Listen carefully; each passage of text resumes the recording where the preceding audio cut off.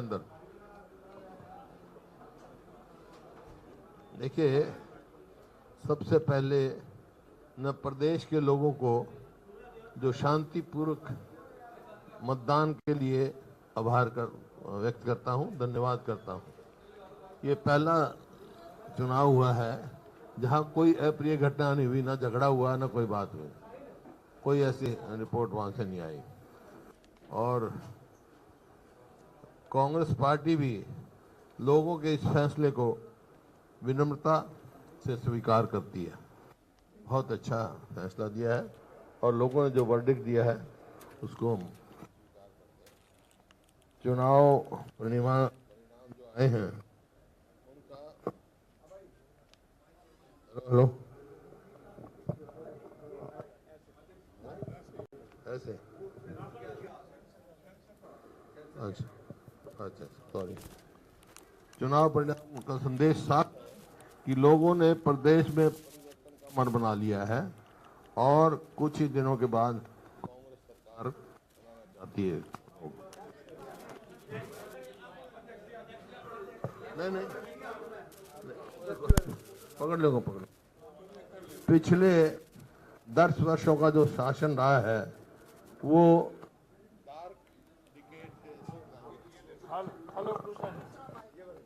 Hello, मैं पिछले जो 10 साल रहे हैं वो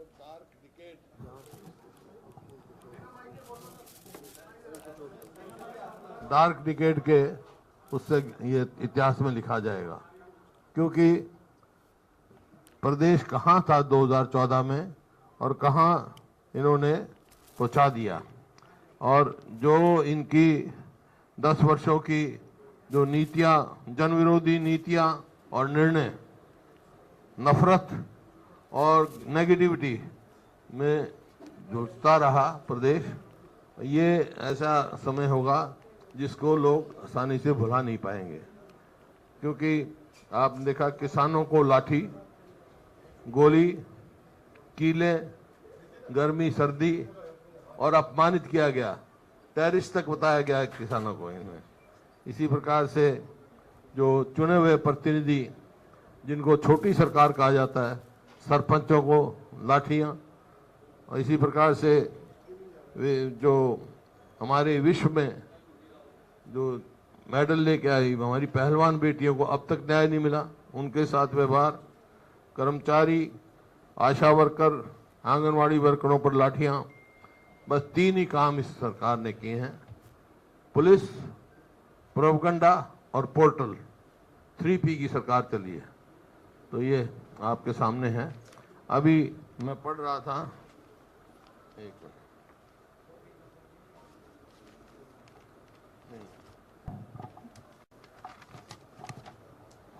जैसे 100 गज के प्लॉट की बात थी, एक मेरा कार्ड है, लिख रखा पॉइंट लिख, 100 गज के प्लॉट की ये अब कह रहे हैं कि बड़ी फोटो खिंचा रहे हैं, बड़ी फोटो खिंचा रहे हैं। ये जो है हमारी जो स्कीम थी उस स्कीम का पार्ट है। और 10 साल के बाद इनको याद आया कि ये ऑलरेडी जो है चिन्हित प्लॉट थे जिनको इनको पोजीशन देना चाहिए था। 10 साल तक क्या करते रहे? जैसे ही हमारी सरकार गई ये 100 गज के प्लॉट वाली इन्होंने बंद कर दी। 4 लाख के करीब हम प्लॉट दे चुके थे और 7 लाख प्लॉट जो हमने चिन्हित किए थे।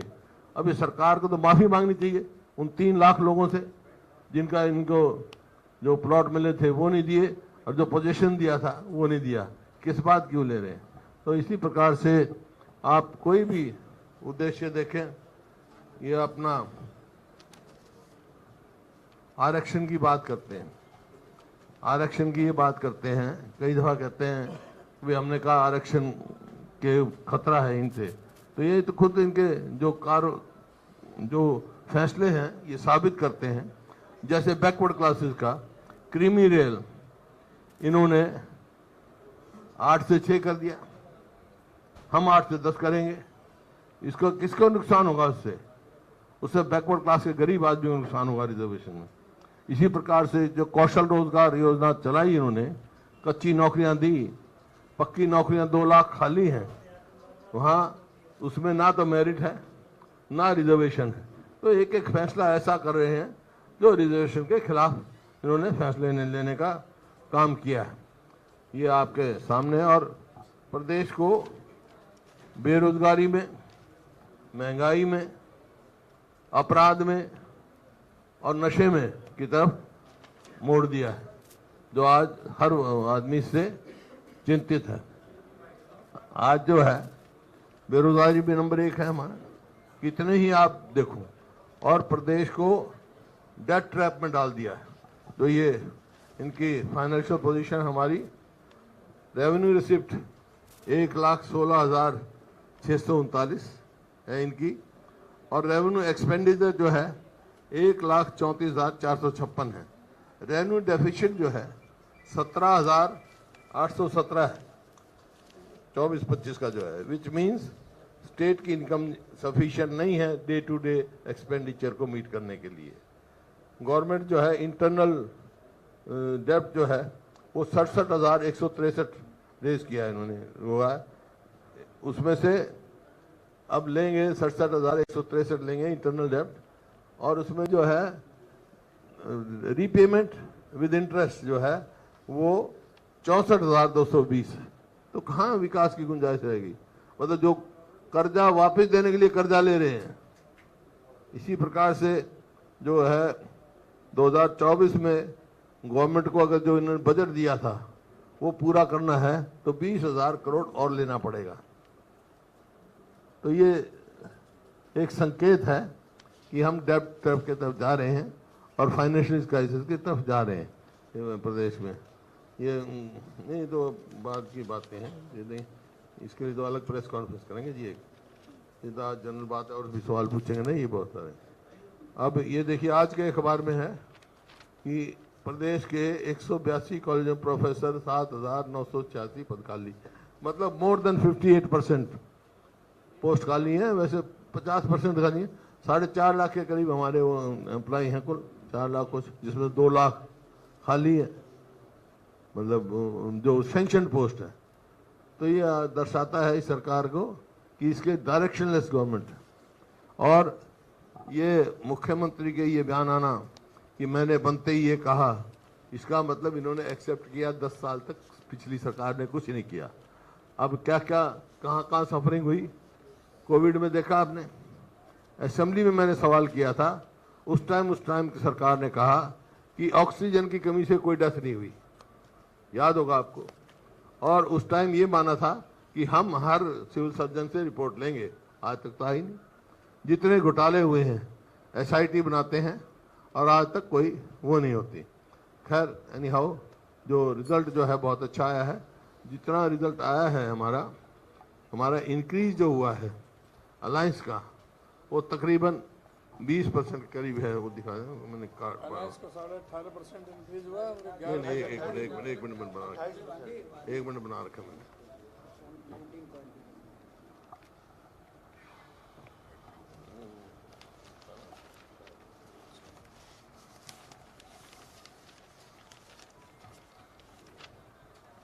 ये जो हमारी अलायंस की परसेंटेज जो आई है वो 47.6% आई है यहाँ पर हरियाणा में, which is vote share which is highest in the country, बड़ी स्टेटों में। हाँ कोई बात नहीं, which is highest in the country. हमारे बाद तमिलनाडु है 46.9, फिर कर्नाटक है 45.4, फिर केरल है 45.1, फिर उत्तर प्रदेश है 43.5, फिर हिमाचल है 41.7, फिर छत्तीसगढ़ है 41.1 और तेलंगाना है 40.1। मतलब इस हिसाब से हाईएस्ट जो poll percentage in favour of alliance, India alliance जो है वो हरियाणा की आई है।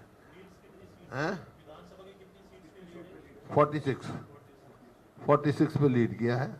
और इंक्रीज जो है हमारा समझो 19 पॉइंट कुछ परसेंट आया, 20% के करीब। हाँ 20% के करीब आया, राउंड फिगर में ये है। और बीजेपी का जो है वो गिरा है 12% के करीब। तो ये गिरा है। मेरा कहने का मतलब ये है कि लोकसभा में हाफ, विधानसभा में साफ बीजेपी। लोकसभा में तो हाफ हो गई, 10 की 10 थी, उनके 5 आई हैं। अब विधानसभा में साफ हो जाएगी, ये कहने का मेरा मतलब। बाकी अब अध्यक्ष जी अपना कार्यक्रम बताएंगे। आपके जिससे भी सवाल हो उसका नाम बता देना, तो जवाब मिल जाएगा।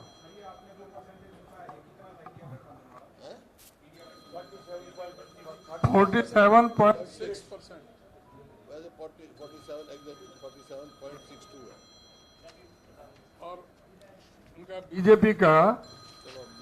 बीजेपी का पहले था 57.7 और हमारा था 29.1 28। तो इस तरह से हमारा 19.5% वोट शेयर बढ़ा है और उनका 12% घटा है। हर पार्लियामेंट क्षेत्र में हमारा इंक्रीज आया है। अंबाला में 18% बढ़े हैं, माइनस बीजेपी हुए -11, और भिवानी में 21% बढ़े हैं। फरीदाबाद में 20.3% बढ़े हैं। गुड़गांव में 11.6, हिसार में 33% बढ़े हैं। करनाल में 18, कुरुक्षेत्र में 17.9, रोहतक में 16.4, सिरसा में 24.7, सोनीपत में 11.4। ये हमारा इंक्रीज हुआ है। और इसी तरह बीजेपी का डिक्रीज जो हुआ है, अंबाला में 11.1 और भिवानी में 13.8, फरीदाबाद में 15.1, गुड़गांव में 10.4, हिसार में 7.9, करनाल में 15.1, कुरुक्षेत्र में -11%, रोहतक में 11.9, सिरसा में 17.8 और सोनीपत में 5.1। ये डिक्रीज हुआ है। और सीटों के मामले में तो वो 79 पर उन्होंने लीड किया था, अब 44 पर है। हमने 10 पर लीड किया था, अब हम 46 पर हैं, 1 पर जेजेपी थी। 79 पर लीड किया था, 40 सीट पर रह गए थे। अब पूरी तरह से साफ। पहले 19 में तो जो ये है, ये बीजेपी,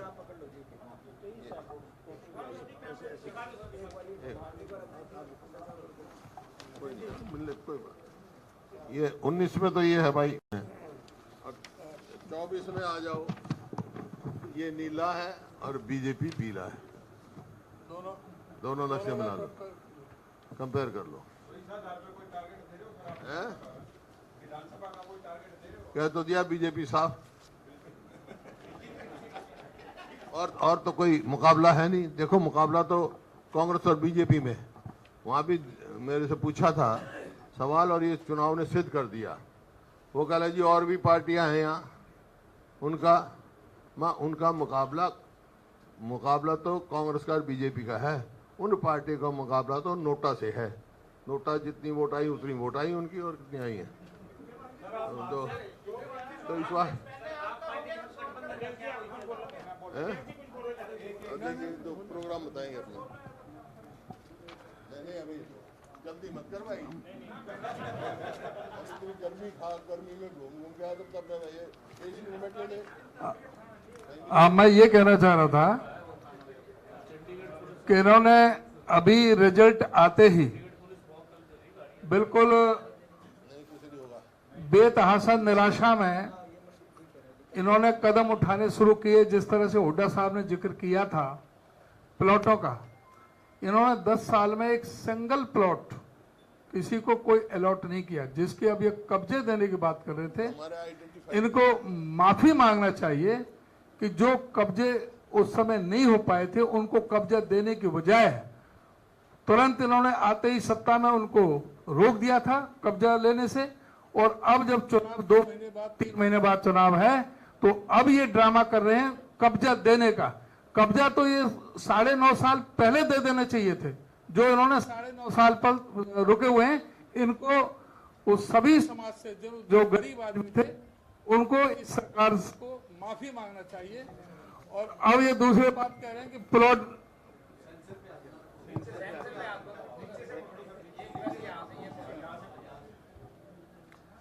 अब जो इन्होंने पूरी तरह से ये विफल साबित हुए हैं।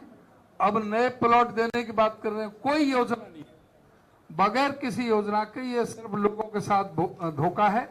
और इन्होंने आज ये कहते हैं परिवार पहचान पत्र को और जो प्रॉपर्टी आईडी को और जो ये बात कर रहे हैं पोर्टल को, इन्होंने सैकड़ों करोड़ जनता का स्वाहा कर दिया उन एजेंसियों को देने में। और उसी दिन से सारे मीडिया में, अखबारों में, सब जगह आ रहा है कि 90 से 95% वो आंकड़े सब जगह गलत पाए गए हैं। उनको सजा देने के बजाय, उनके लाइसेंस रद्द करने के बजाय उनको कुछ किया नहीं इन्होंने। और अभी ड्रामा कर रहे हैं कि हम उनको तुरंत सही करें, तुरंत सही करें। भाई 9.5 साल से क्या कर रहे थे इन्होंने? ये पूरी तरह से साबित कर दिया कि 9.5 साल पहले जो सरकार चली वो पूरी तरह से विफल सरकार थी, जो पूरी तरह से फेल साबित हुई। चाहे वो आर्थिक पहलू पर ले लें, चाहे वो लॉ एंड ऑर्डर पर ले लें, चाहे अनएम्प्लॉयमेंट पर ले लें, चाहे सारे जो मुद्दों पर वो सरकार विफल साबित हुई है। और अभी हम जो है पूरी तरह से सरकार को बेनकाब, जिस तरह से हमने पार्लियामेंट के इलेक्शन में किया, अब हमारे जो मुद्दे हैं सारे प्रदेश के, हमारे इलेक्शन मैनिफेस्टो कमेटी हमारी मीटिंगें चल रही हैं। हमने जो 10 संकल्प लिए हैं उनके अतिरिक्त जो और जो प्रोग्राम होगा वो इलेक्शन मैनिफेस्टो में तय होकर के वो आपके सामने रखेंगे। अभी हमने सभी जो जिलों में हमने कार्यक्रम रखा है सभी कार्यकर्ता सम्मेलन करने का, और कार्यकर्ता सम्मेलन के बाद में फिर हम विधानसभा स्तर पर जाएंगे। तो जो भी हमने कार्यक्रम तय किए हैं, हमने 16 तारीख को संडे को सबसे पहला प्रोग्राम 11 बजे हमारा करनाल में है और 3 बजे हमारा कुरुक्षेत्र में है। 21 जून को सोनीपत में 11 बजे और पानीपत में 3 बजे। 22 जून को जींद में 11 बजे, कैथल में 3 बजे। 23 जून को अंबाला में 11 बजे, यमुनानगर में 2 बजे और पंचकुला में 4 बजे। 28 जून को फरीदाबाद में 11 बजे, पलवल में 3 बजे। 29 जून को दादरी में 11 बजे, भिवानी में 3 बजे। 30 जून को नारनौल में 11 बजे और रेवाड़ी में 3 बजे। 7 जुलाई को नुह में 11 बजे और गुरुग्राम में 3 बजे। 12 जुलाई को सिरसा में 11 बजे, फतेहाबाद में 3 बजे। 13 जुलाई को हिसार 11 बजे और 14 जुलाई को रोहतक 11 बजे और झज्जर 3 बजे। इस तरह से अभी हम सारे जिलों में कार्यकर्ता सम्मेलन करेंगे और उसके बाद में जो विधानसभा स्तर पर जो आगे का जो कार्यक्रम है वो आगे का हम आपको बताएंगे। हम सब जगह जो सारे इस सरकार को पूरी तरह से जो गलत इनके इरादे हैं उनको हम एक्सपोज करेंगे। ये सरकार पूरी तरह से विफल साबित हुई है। जो पन्ना प्रमुख की बात कर रहे थे, जितने भी प्रदेश अध्यक्ष रहे इनके तीनों 50-50 हजार से 45 हजार से, सारा जनता ने पन्ना प्रमुख के पन्ना ही फाड़ करके फेंक दिए। खुद जो मौजूदा मुख्यमंत्री, जो मौजूदा प्रदेश अध्यक्ष में भारतीय जनता पार्टी के, वो अपने बूथ से भी आ रहे हैं, अपने गांव से भी आ रहे हैं, अपनी विधानसभा से भी आ रहे हैं। तो ये पूरी तरह से जो इनको पूरी तरह से एक्सपोज इनको कर दिया है जनता ने। देखिए, जो ये जैसे उन्होंने कहा अनाउंसमेंट कर रहे हैं, अनाउंसमेंट क्यों कर रहे हैं? कि अपनी सरकार बचाने के लिए और अपने विफलताएं छुपाने के लिए। लेकिन लोगों ने तो फैसला कर दिया है, इनको चलता करने का फैसला कर दिया है। क्योंकि आपने देख लिया, जिस दिन पोल हुआ उसी दिन टोल बढ़ा दिया, महंगाई बढ़ा दी।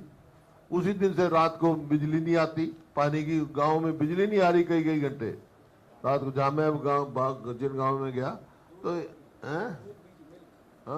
2000 मेगावाट की अब कह रहे हैं इतने मेगावाट की कमी है। 1 यूनिट बनाई नहीं इन्होंने 10 साल में। किया क्या है? 1 मेट्रो का पोल लगाया नहीं, 1 यूनिट बिजली बनाई नहीं। अब कह रहे हैं 2000 मेगावाट हम हमारे को और दूर तक बाहर से लेंगे। तो क्यों नहीं लगाया? कि यमुनानगर का जो थर्मल प्लांट सैंक्शन हमारे टाइम का है, एक्सटेंशन उसकी, वो नहीं, उसने कोई कार्रवाई की। तो कहीं भी एक भी ऐसी जगह नहीं है, कोई बड़ी यूनिवर्सिटी नहीं लेके आए, कोई इंस्टीट्यूशन नहीं लेके आए, जो ऑलरेडी है वही खराब करके। तो ये इसका हाँ, मेट्रो का तो एक पोल नहीं लगाया इन्होंने, कहीं रेलवे लाइन बिछाई नहीं, कुछ भी कहीं भी उपलब्धि नहीं है इस सरकार की। 1 by 1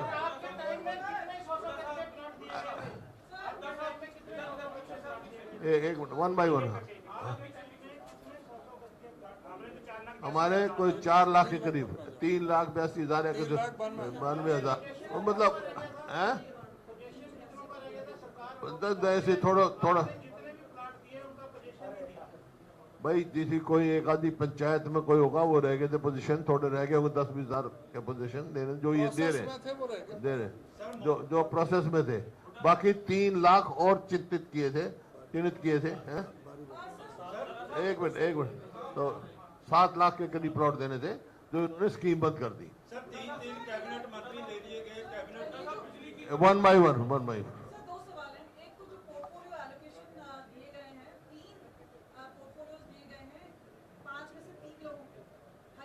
ये क्या आपको लगता है कि इलेक्शन को असेंबली पोल्स को देखते हुए दिए गए हैं, और क्या आपको लगता है उसके रैमिफिकेशन होंगे?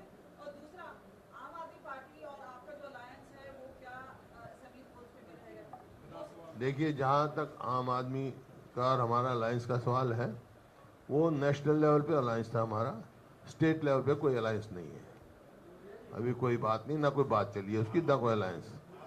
और जो पोर्टफोलियोज की बात करते हैं, तो प्रेरोगेटिव ऑफ प्राइम मिनिस्टर है, पर देखते परफॉर्मेंस क्या रहेगी। We have to reach the performance. एक मिनट हाँ। बिजली की कमी का मुद्दा आपने बताया कि बिजली कमी की क्या स्थिति है। अब खट्टर साहब जो है देश के बिजली मंत्री बन गए, कैसे आप देख रहे हैं कि कमी होगी? वो मैं कह चुका, आप फिर समझते नहीं। उन्होंने कहा था, जब मैंने कहा था परफॉर्मेंस देखेंगे हम, let us see the performance. जैसी 10 साल परफॉर्मेंस देखी है, ऐसी परफॉर्मेंस रहेगी तो भाई भगवान ही मालिक है।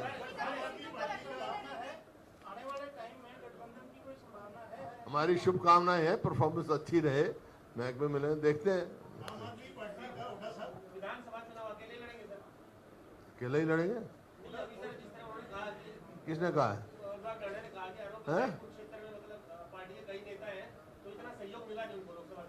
किस चीज को? नहीं, उसका जो है वो क्या नाम, जो हमारे उम्मीदवार थे आम आदमी पार्टी के, उन्होंने कहा उसका अपना व्यक्तित्व, उसने डिनाई कर रखा है। एक आदमी कुछ रुके,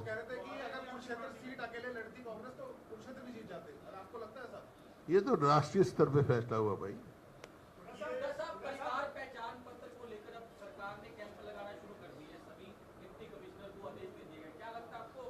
ये मैं कहा, इन बातों से कुछ नहीं होगा। अब 10 साल तक क्या किया, परिवार पहचान पत्र ने लोग इतनी परेशानी करी, जैसे कोविड में परेशानी झेल चुके हैं लोग। इन बातों से कुछ नहीं होगा। लोगों ने फैसला कर दिया कि सरकार को चलता करना है, कुछ कर।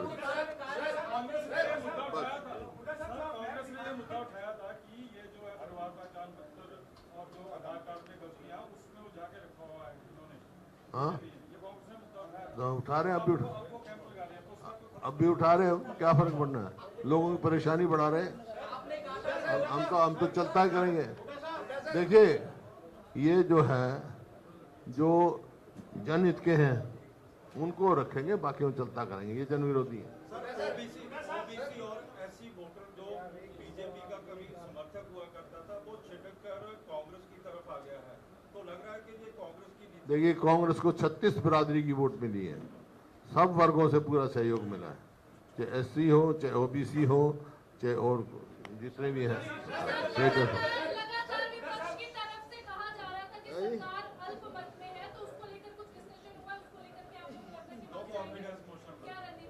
है अल्पमत में है, और इसी वास्ते हमने राज्यपाल जी को लिखा है, और लिखा था, फिर लिख देंगे कि भाई ये सरकार अल्पमत में है, नैतिकता के आधार पर कोई सरकार को चलाना चाहिए। Assembly should be dissolve to stop horse trading. हाँ, हॉर्स ट्रेडिंग शुरू कर दी इन्होंने। कभी कहते हैं 2 जेजेपी के एमएलए से इस्तीफा दिलवा देंगे, कभी कुछ। This is called horse trading.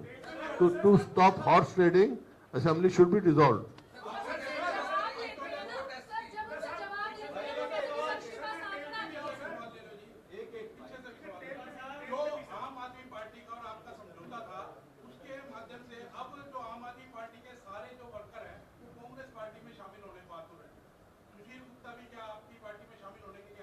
वो उनसे पूछो। बाकी कोई शामिल होता, आपको क्या एतराज है? आप तो नहीं थे आम आदमी पार्टी में, आपको शामिल तो नहीं होना।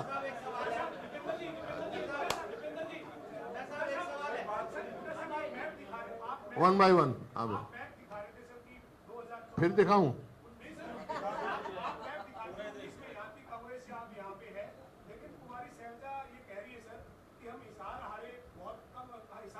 जीते हैं।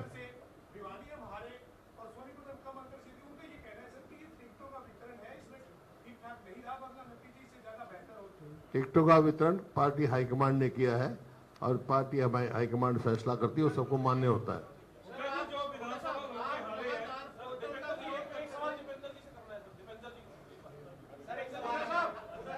पहले मेरे खत्म कर ले फिर देख लेना।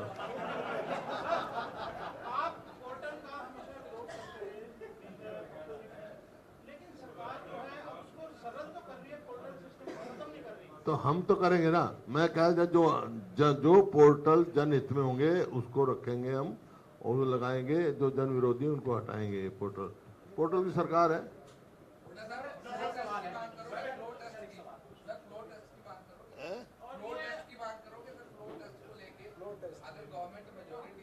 भाई हमने तो डिसोल्यूशन हाउस की कर रखी है, इमीडिएट इलेक्शन की कर रखी है। अब वो गवर्नर साहब पे है। अभी मैं बयान पढ़ रहा था, किसी का आया था कि भाई अगर वो है तो opposition should parade before the governor. Why opposition? Government should parade the majority before the governor. वो लेके आए वहाँ। आप जीते हो, इसके बाद हरियाणा के मुख्यमंत्री और तमाम भाजपा के नेता कह रहे हैं कि कांग्रेस ने झूठ फैलाया कि संविधान को खत्म कर दिया जाएगा, संविधान को खत्म कर दिया जाएगा। इस तरीके का झूठ फैलाया गया कांग्रेस की तरफ से। यह हमने नहीं कहा। आप उनकी देखो, जो एमपी थे, उम्मीदवार थे, उनने कहा 400 पार चाहिए हमारे को, संविधान में हमने तब्दीली करनी है। उनके बयान पे कहा था हमने। हाँ जो भी है उनके बयान थे।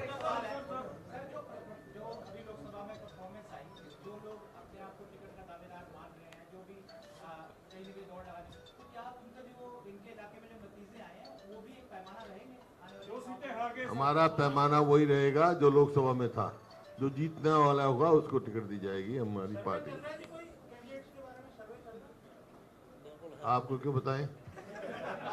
अगर आप उम्मीदवार हो तो बताओ, आपको सर्वे करा देते हैं हम, करवा भी देते हैं।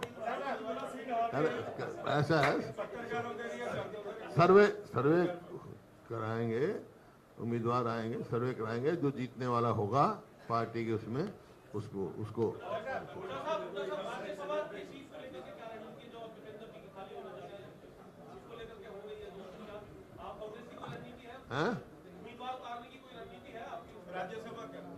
हाइपोथेटिकल सवाल है, आने दो सामने।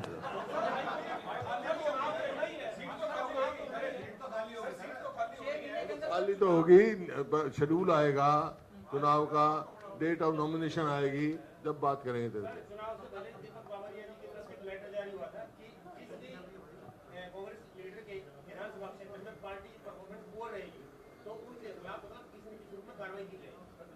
बाबरी जी ने कहा था तो पूछो। दिल्ली है लेटर किया होगा उन्होंने, कोई पार्टी के इंचार्ज है, उन्हें किसी उस पर किया होगा, वही बता सकते हैं। हो गया भाई? अच्छा आपका रह गया?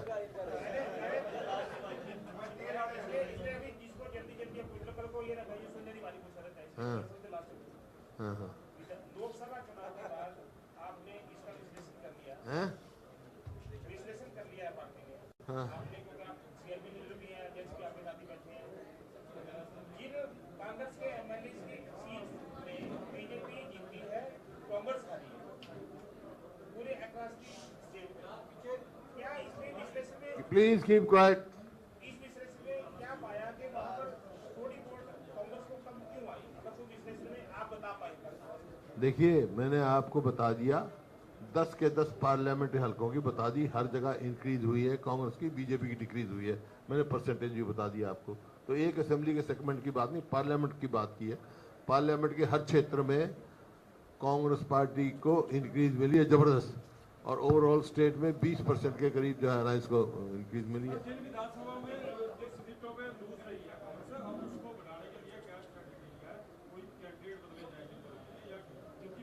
कैंडिडेट तो मैं कह चुका, जो जीतने वाला होगा, जिताऊ होगा, पार्टी की निगाह में उसको मिलेगी।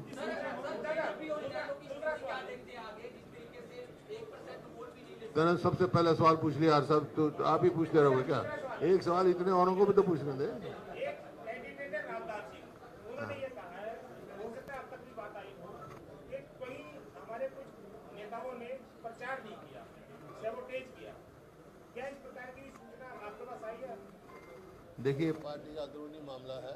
वैसे हमारे यहाँ कम शिकायत हैं, बीजेपी में ज्यादा है। शिकायत तो आपकी उनके पास तो है ही है। तो आएंगे, पार्टी का अंदरूनी मामला कोई आएगा तो उसकी जांच करेगी पार्टी, कुछ देखेगी जो।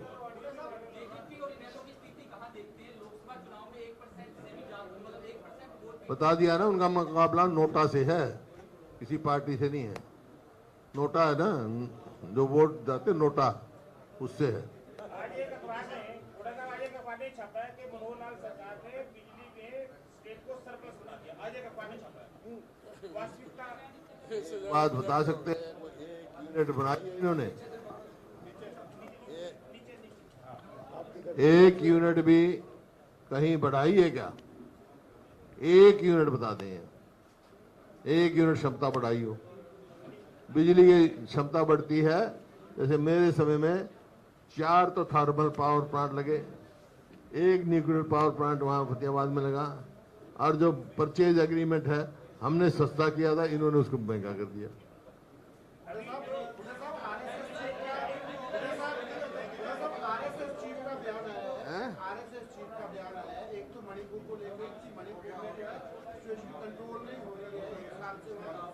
एक मिनट प्लीज। हाँ, मणिपुर को लेकर एक तो इनका मोहन भागवत का स्टेटमेंट है कि वहाँ सिचुएशन कंट्रोल नहीं हो रही है, वहाँ स्टेप जो लेने चाहिए उसको कंट्रोल करने के लिए वायलेंस जो है लेने चाहिए। अपोजिशन को लेकर भी उन्होंने कहा कि अपोजिशन को दुश्मन नहीं है हम लोग। प्रजातंत्र में अपोजिशन कोई दुश्मन थोड़ा ही होती है, हम नहीं रहते हैं।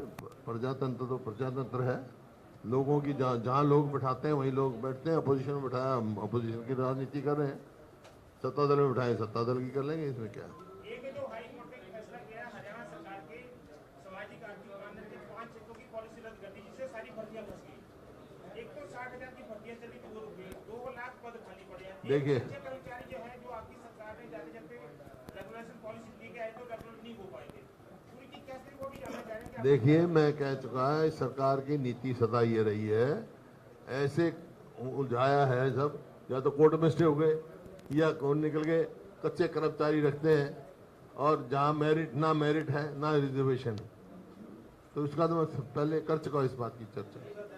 पेपर लीक, कहीं पेपर लीक, कहीं कुछ।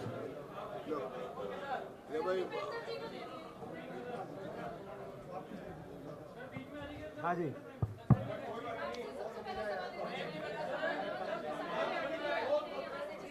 एक मिनट भाई,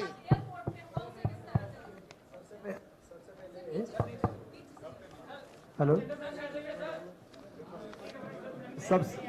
सबसे पहले मैं भी सभी प्रदेशवासियों का और अपने लोकसभा क्षेत्र वासियों का धन्यवाद करता हूँ। इतना आशीर्वाद मिला इंडिया गठबंधन को, मिलने वाले मत प्रतिशत में देश में सबसे ज़्यादा 28 राज्यों में से सबसे ज़्यादा मत प्रतिशत हरियाणा में मिला, 48% के लगभग, और सबसे ज़्यादा वोट में इजाफा भी हरियाणा में हुआ 20% के लगभग। और उसके साथ साथ जैसा कि कहा गया कि 10 की 10 लोकसभा सीटों पर रिकॉर्ड बढ़ोतरी हुई हमारे मत प्रतिशत में, और भाजपा की 10 की 10 में गिरावट हुई, और 10 की 10 लोकसभा ही सीट नहीं, 90 की 90 विधानसभा में हमारा वोट बढ़ा है और भाजपा गिरा है। तो ये अंदाज़ा लगा सकते हैं कि हरियाणा भाजपा की इस डबल इंजन सरकार से हरियाणा वासी कितने त्रस्त हैं। और जैसे कि हमारे प्रदेश अध्यक्ष जी ने कहा कि पिछली बार मात्र 10 सीटों पे लीड आई थी हमारी, लेकिन 10 सीटों से हम 31 पे आ गए, और उनकी 79 सीटों पे लीड आई थी, 79 सीटों पे उनकी लीड आई थी, और 79 पे उन्होंने 75 पार का नारा दिया था, लेकिन वो 40 पे लुढ़क गए। तो इस बार क्या होने जा रहा है आप अंदाज़ा लगा सकते हैं।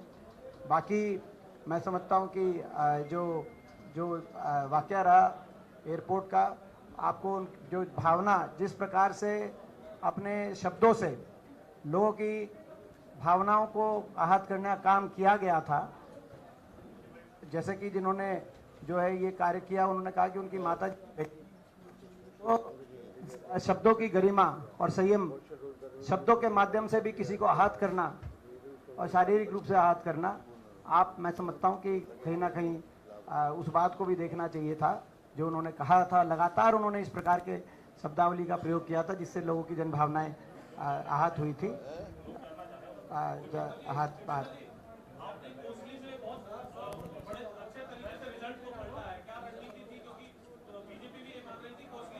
देखिए, मैं धन्यवाद करता हूँ रोहतक लोकसभा क्षेत्र के 36 बिरादरी के हमारे हर रोहतक लोकसभा क्षेत्रवासी का।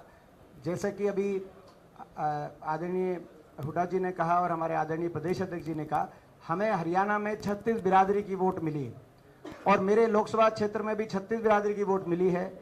आप देख सकते हैं, अंदाजा लगा सकते हैं कि जो सबसे बड़ा जो है अहिरवाल और अहिर बाहुल्य क्षेत्र है, विधानसभा क्षेत्र कोसली विधानसभा क्षेत्र, यहाँ 1.5 लाख से ज़्यादा हमारे जो है समझता हूँ कि अहिर मतदाता हैं।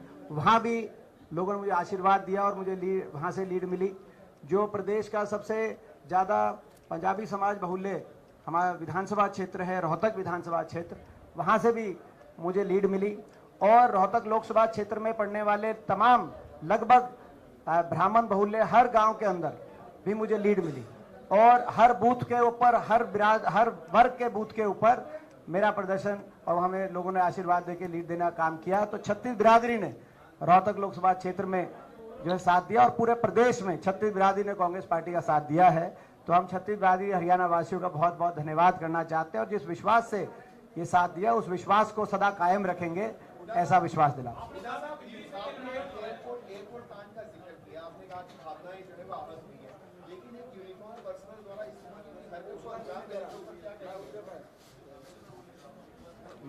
मैंने कहा कि उसकी पृष्ठभूमि भी समझनी चाहिए और उसकी पृष्ठभूमि थी कि अपनी वाणी से, अपने वाक्यों से उन्होंने करी, कितने लोगों की करी ये तो एक ही थी, मगर कितने लोगों की आप अंदाजा लगा सकते हैं। हाँ, ये सही है कि अपनी यूनिफॉर्म के अंदर या यूनिफॉर्म के बाहर सबको अपनी गरिमा रखनी चाहिए। हमारे देश के कानून व्यवस्था के अंतर्गत ही अपनी अगर किसी की भावनाएं आहत हुई हैं, कानून व्यवस्था और संविधान के धागे के अंतर्गत उन भावनाओं के आहत का निवारण का रास्ते हैं उनको अख्तियार करें।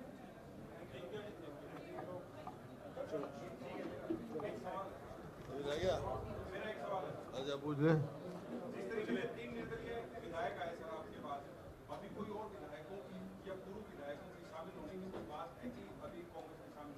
मैंने कभी बताया पहले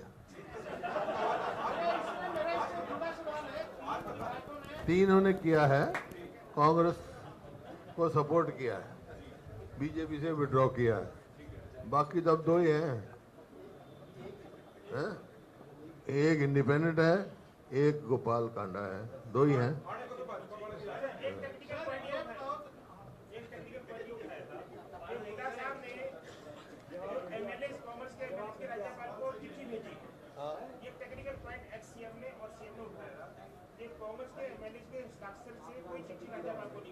मेरे हस्ताक्षर से गई है ना। आपके कदम उन्होंने कहा, आपके भी सचिव ने भेजी है। हैं? नहीं, करके आए थे। ये जो टेक्निकल पॉइंट है, साइन क्यों है भाई? अगर सचिव ने तो टाइम मांगा था सिर्फ। जानना ही चाह रहा हूँ, नहीं, मेरे जो लेटर गया है वो मेरे हस्ताक्षर से गया। लीडर ने साइन करके दे दिए, तो क्या है कि एमएलए की जरूरत है हस्ताक्षर में? नहीं, इलेक्टेड लीडर हूँ मैं। वो आपके साथ नहीं माने जा रहा है। स्पष्ट लीडर हो। शक है वो दूर हो जाना चाहिए। सीएम और सीएम ने कहा कि एक एमएलए के साइन की चिट्ठी नहीं गिना जवाब। नहीं, जब मैं लीडर हूँ एक पार्टी का तो वो